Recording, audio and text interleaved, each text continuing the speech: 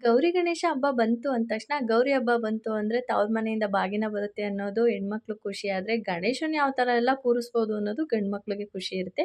ಅದೇ ರೀತಿ ನಾನು ಕೂಡ ಇಲ್ಲಿ ಗೌರಿ ಹಬ್ಬದ ದಿನ ಪೂಜೆ ಎಲ್ಲ ಮುಗಿಸಿ ನನ್ನ ತಮ್ಮ ಅಮೌಂಟ್ ಕೂಡ ಹಾಕಿದ್ದ. ನಮ್ಮ ಮನೇಲಿ ಯಾವುದೇ ರೀತಿ ರೂಢಿ ಇಲ್ಲ ಬಾಗಿನ ಎಲ್ಲ ತಂದು ಕೊಡೋದು ಆ ಥರ ಎಲ್ಲ. ನಾವು ಕುಂಕುಮನ ತಗೊಂಬರ್ತೀವಿ. ವರ್ಷ ಅಮ್ಮ ಇಲ್ಲ ಸೀರೆ ಕೊಡಿಸ್ತಾರೆ, ಇಲ್ಲ ದುಡ್ಡು ಹಾಕ್ಬಿಡ್ತಾರೆ. ನಾವು ಈ ವರ್ಷನೂ ಅಷ್ಟೇ ನನ್ನ ತಮ್ಮ ದುಡ್ಡು ಹಾಕಿದ್ದ ಅದರಲ್ಲಿ ಸೀರೆನ ತಗೊಂಬಂದು ದೇವ್ರ ಮುಂದೆ ಇಟ್ಟು ನಾನು ಅದನ್ನ ತಗೋತಾ ಇದ್ದೀನಿ ಅಷ್ಟೇನೆ. ಯಾವುದೇ ರೀತಿ ಬಾಗಿನ ಎಲ್ಲನೂ ತಗೊಂಬಂದು ಇನ್ನು ಕೊಡಲ್ಲ. ಎಕ್ಸ್‌ಪೆಕ್ಟೇಷನ್ ಅಂತೂ ಜಾಸ್ತಿ ಇಟ್ಕೊಳ್ಳಲ್ಲ ನಾನು ಯಾವುದನ್ನು ಕೂಡ. ಅವ್ರ ಮನೆಗೆ ಯಾವಾಗಲೂ ಚೆನ್ನಾಗಿರಬೇಕು ಅಷ್ಟೇನೆ. ಅವ್ರು ಖುಷಿಯಾಗಿದ್ರೆ ನಾವು ಕೂಡ ಖುಷಿಯಾಗಿರ್ತೀವಿ. ಸಿಂಪಲ್ಲಾಗಿ ನಮಗೆ ಅವ್ರಿಗೆ ಎಷ್ಟು ಆಗುತ್ತೋ ಅಷ್ಟು ಅಮೌಂಟ್‌ನ ಕೊಡ್ತಾರೆ. ಅದರಲ್ಲಿ ನಾವು ಅದರಲ್ಲೇ ತೃಪ್ತಿ ಪಡ್ತೀವಿ. ನನಗೇನು ಅಷ್ಟು ಇಷ್ಟು ಬೇಕು ಅಂತ ನಾನು ಯಾವತ್ತೂ ಕೇಳ್ಕೊಂಡಿಲ್ಲ.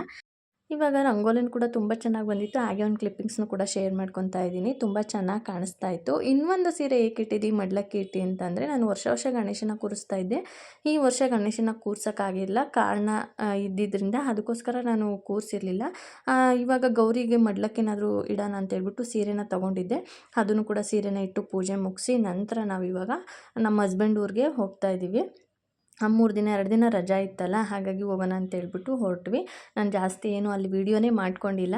ಇದು ನನ್ನ ಮಗಳು ಸಾಯಂಕಾಲ ಕರೆಂಟ್ ಹೋಗಿತ್ತು ಅಂತ ಹೇಳ್ಬಿಟ್ಟು ಆ ಲೈಟನ್ನು ಹಾಕ್ಕೊಂಡು ಡ್ಯಾನ್ಸ್ ಮಾಡ್ತಾಯಿದ್ಲು. ಅದೊಂದು ವೀಡಿಯೋ ಹಾಗೆ ಕ್ಯಾಪ್ಚರ್ ಮಾಡ್ಕೊಂಡಿದ್ದೆ. ನಿಮ್ಮ ಜೊತೆನೂ ಕೂಡ ಶೇರ್ ಮಾಡ್ಕೊಂಡಿದ್ದೀನಿ ಅಷ್ಟೇ. ಹಾಗೆ ಗಣೇಶ ಹಬ್ಬದ ದಿವಸ ನಾವು ದೇವಸ್ಥಾನಕ್ಕೆ ಕೂಡ ಹೋಗಿದ್ವಿ. ಅದೊಂದು ಕ್ಲಿಪ್ಪಿಂಗ್ಸ್‌ನ ಆ್ಯಡ್ ಮಾಡಿದ್ದೀನಿ. ಥ್ಯಾಂಕ್ ಯು ಸೋ ಮಚ್ ಈ ವಿಡಿಯೋನ ಕೊನೆವರೆಗೂ ನೋಡಿದ್ದಕ್ಕೆ.